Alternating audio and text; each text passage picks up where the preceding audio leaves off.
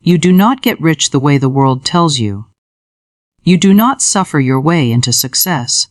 You do not struggle your way into abundance. And you certainly do not beg your way into prosperity. Wealth is not earned, it is decreed. The universe does not respond to your hard work alone. It responds to your authority. It answers not to your exhaustion, but to your expectation. It aligns not with your effort, but with your belief. Many work themselves into the ground and still remain poor, not in wallet, but in spirit, and others, with a quiet certainty, speak one sentence and the whole world rearranges to serve their vision. Why? Because power does not come from chasing money. Power comes from commanding alignment. Wealth is first conceived in the unseen realm long before it ever takes shape as money, property, or opportunity, because the outer world is nothing more than a mirror reflecting the inner world you consistently live in. Every individual quietly carries a private economy within their own mind, built from beliefs, expectations, and emotional responses to money, success, and worth. This unseen economy governs the flow of everything that enters your life. If your inner world is organized around scarcity, fear, and limitation, then no external salary, promotion, or lucky break will ever feel like enough. It will arrive leaking, unstable, and temporary. But when your consciousness is structured around abundance, trust, and inherent worth, wealth begins to show up naturally, often effortlessly, and in ways that exceed logic. Your financial reality does not respond first to markets, employers, or governments. It responds first to your sense of what is normal, possible, and allowed for you. Every thought you repeat becomes a silent instruction to life. Every emotional pattern builds an energetic blueprint for your future. The mind is not a passive observer, it is an architect. It drafts the design, and life simply builds according to that design, whether the blueprint is for struggle or for overflow. People often attempt to change their income without first changing their identity, and then they remain surprised when the numbers refuse to change. But money never rises permanently above the level of self-image. You may experience temporary increases through effort or luck, but lasting wealth only arrives when your inner sense of worth expands to receive it. Your consciousness is the soil, wealth is the harvest, and no harvest can exceed the quality of the soil in which it grows. The world does not hand abundance to those who merely work hard. It yields abundance to those who think differently. Two people can perform the same labor, in the same environment, for the same number of hours, and yet produce opposite financial outcomes, not because of circumstance, but because of consciousness. One expects survival, and survival is what arrives. The other expects increase, and life arranges itself to confirm that expectation. Expectation is not wishful thinking. It is a magnetic force.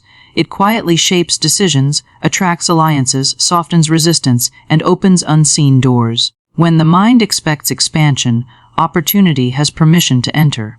When the mind expects loss, it unconsciously rejects success the moment it appears. Wealth appears naturally where inner agreement exists. If you secretly believe that money corrupts, you will unconsciously push it away. If you associate success with guilt, you will sabotage yourself the moment you approach it. If you see yourself as undeserving, life will echo that verdict with uncanny accuracy.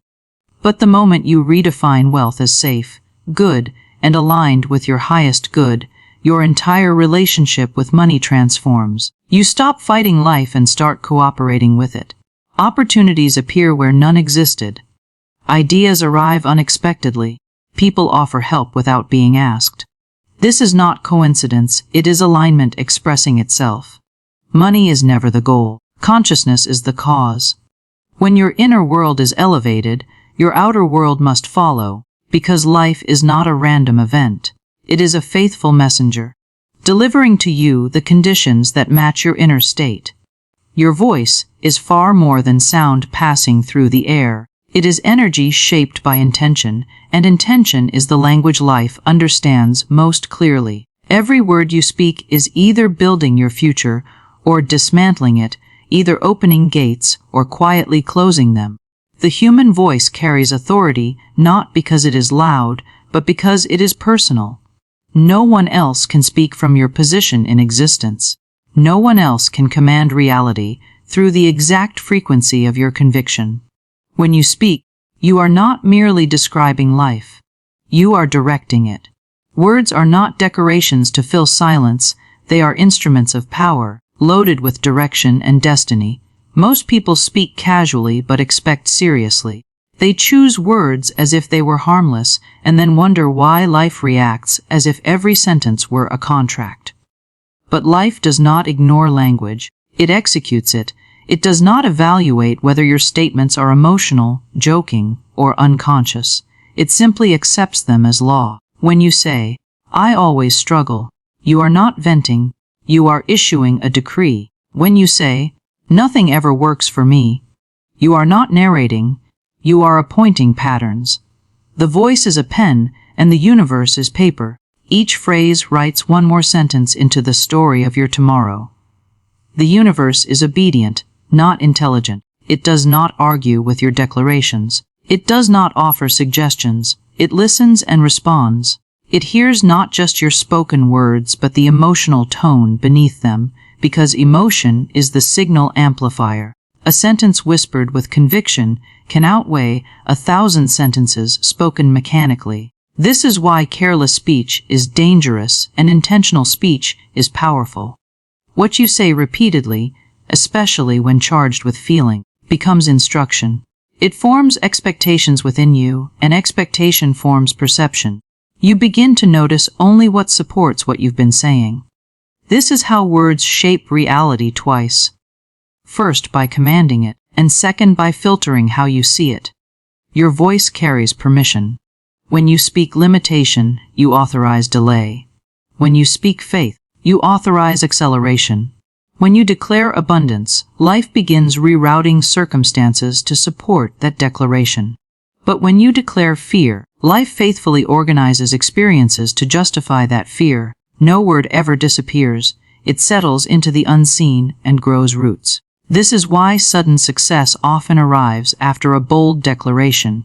Not because the situation suddenly changed, but because something internal gave life permission to move. Speaking is an act of leadership, whether you recognize it or not. You lead your life with your mouth. If your words constantly criticize, diminish, and doubt, you are leading yourself into confinement. If your words encourage, affirm, and decree, you are leading yourself into expansion. Your life obeys your most repeated statements, not your strongest wishes. Repetition is rehearsal, and rehearsal becomes belief. Belief becomes reality. This is the silent chain reaction behind every visible outcome. Powerful speech is not about volume. It is about alignment. When your voice matches your belief, your words become unstoppable. When your voice shakes with uncertainty, your reality mirrors it. The voice never lies. It transmits exactly what lives within you. And when you change what you say, you inevitably change what you see. Fear, doubt, and unworthiness are the quiet architects of poverty, not because they directly steal money from you, but because they slowly steal your permission to receive it. Long before a person lacks finances, they lack confidence in their right to overflow. Long before opportunity fails to arrive, faith quietly leaves the building. These inner conditions shape reality more effectively than any external force ever could. A person who carries fear will always find something to be afraid of, just as a person who carries doubt will always find a reason not to move forward. Life does not create these walls. The mind does, and then life simply builds according to the design it is given. Most people believe wealth is blocked by systems, society, or economy. But the truth is more personal and far more uncomfortable. Wealth is usually blocked by permission.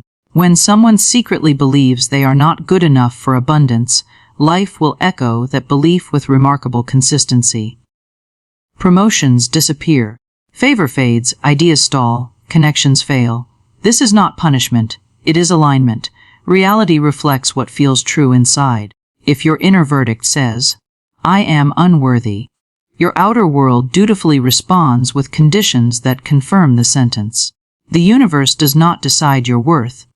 It mirrors the worth you silently assign to yourself.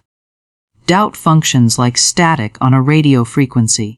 Even if opportunity is broadcasting loudly, doubt distorts the signal until you cannot hear it. Fear makes you misinterpret blessings as threats and doors as dangers. It trains the mind to resist exactly what it desires. A fearful person mistakes uncertainty for danger and therefore avoids growth disguised as discomfort. Wealth often arrives wearing the costume of risk, responsibility, or change. Fear labels it unsafe and pushes it away. Doubt labels it impossible and refuses to try. Unworthiness whispers, "You don't deserve this." The moment the door finally opens, no one self-sabotages because they enjoy destruction. They self-sabotage because success feels unfamiliar and discomfort feels familiar. The mind always chooses what is familiar rather than what is beneficial unless it is consciously trained otherwise. That is why people return to bad jobs, bad habits, and bad relationships, not because they like suffering, but because suffering feels predictable. Wealth, for many, feels unsafe because it challenges their identity. The mind asks, "Who will I be if I succeed?" And fear answers, "Someone you don't recognize." So the person unconsciously chooses comfort over expansion and certainty over possibility. Unworthiness is the most invisible form of poverty. It convinces you that you must prove yourself to receive, exhaust yourself to deserve, and apologize for wanting more. It makes you believe you must justify your dreams instead of honoring them. It teaches you to accept crumbs while quietly wondering why others feast. This silent agreement with limitation becomes law in your life. But the moment you revoke that agreement, the conditions begin to change. Not because the world moves, but because you do. The end of limitation does not begin with earning more. It begins with allowing more. You are not here to spend your life chasing money as if it were a runaway thing, constantly out of reach and forever ahead of you. You were not designed to exhaust your strength for survival or barter your peace for prosperity. Wealth was never meant to be something you beg for, bargain for, or burn yourself out to obtain. It was meant to be something you align with, something that responds to you when you are living from your true position. The world conditions people to believe that wealth is strictly the product of labor alone, but labor without alignment becomes bondage. It produces fatigue without fulfillment and effort without ease. Work can accompany wealth, but it cannot command it. Alignment does. Chasing income positions you as a seeker, not a receiver. It trains your mind to feel behind life instead of ahead of it. The person who lives in pursuit is silently affirming, "I do not have." And life faithfully responds, "Then you must keep looking." But the moment you shift from chasing to claiming, something changes inside you.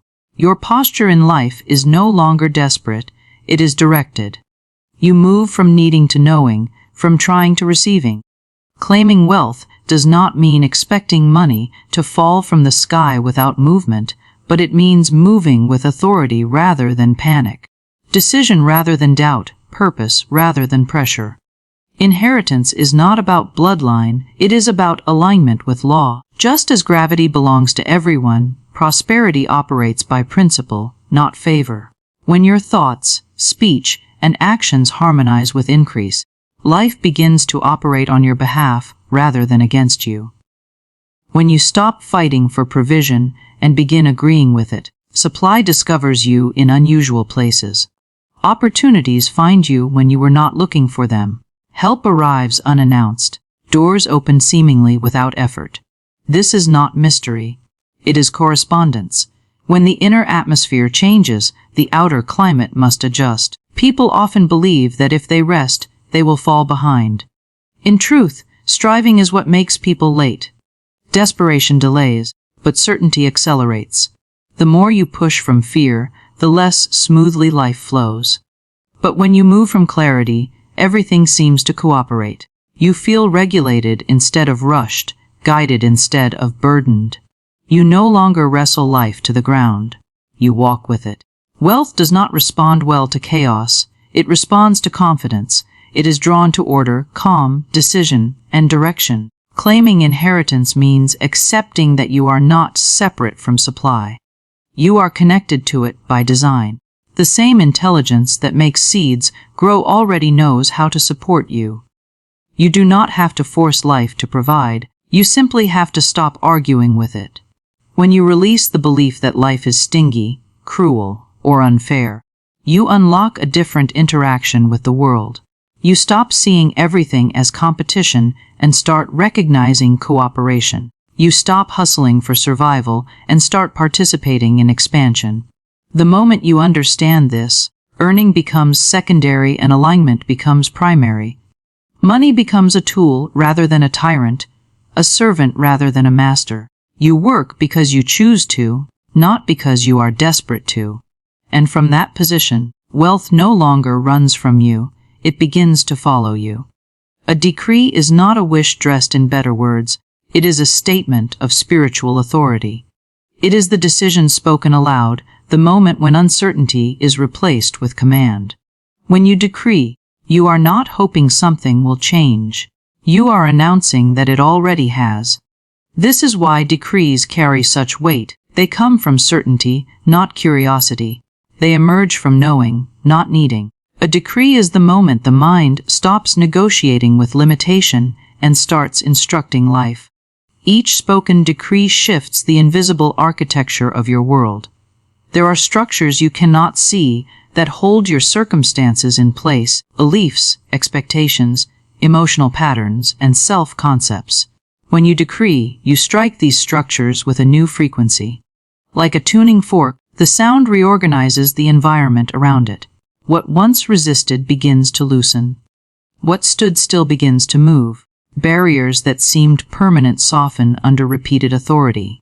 This is not superstition, it is alignment in action. Life responds to clarity the way echoes respond to sound. Instantly and proportionately. Silence allows old patterns to survive. Speech dismantles them. Many conditions persist not because they are powerful, but because they are undisputed. The moment a superior truth is spoken, the inferior condition begins to dissolve. A powerful statement spoken with conviction can erase years of unconscious agreement with struggle. But not because the words themselves are magical. It is because belief rides on the words like electricity rides on wire. Without belief, speech is noise. With belief, speech is creation. A decree does not ask for permission, it overrides resistance. It cuts through delay the way light cuts through darkness. Fear survives on hesitation. Doubt thrives in indecision. But proclamation leaves no room for either. When you declare what is instead of what appears to be, you take command away from circumstance and give it back to truth. You do not deny reality. You replace it. Every decree is a disruption. It interrupts familiar cycles and invites new ones. If you have always spoken of lack, the first decree of abundance will feel foreign. If you have rehearsed failure, the first declaration of success may feel uncomfortable. This discomfort is not a sign of falsehood, it is a sign of transition. Old beliefs resist eviction just as stale air resists fresh wind. But new words force circulation. They change the atmosphere. Provision is activated through recognition. When you decree supply, you are not summoning something from nowhere. You are acknowledging what already exists unseen. There is more available to you than you have been taught to expect. There are channels not yet tapped, connections not yet considered, and paths still hidden. A decree announces readiness. It is the soul raising its hand and declaring eligibility. It tells life, I am now open to receive. The greater the resistance you feel when you decree, the more necessary the decree is. Resistance proves proximity to breakthrough. It is the sign you are pressing against the edge of an old limitation. Speak anyway. Speak louder inwardly than outwardly. Speak until the declaration feels natural. Speak until the new truth becomes more familiar than the old lie. So let this be the moment you stop waiting for permission from the world and start issuing permission from within. Let this be the hour you rise from hoping into knowing, from wishing into commanding, from watching into becoming. You were never made to live beneath possibility. You were designed to speak and see worlds move. From this day forward, do not beg life for what already belongs to you. Stand, speak, and expect increase as your natural state. Because wealth is not something you chase in the distance. It is something you summon from the inside.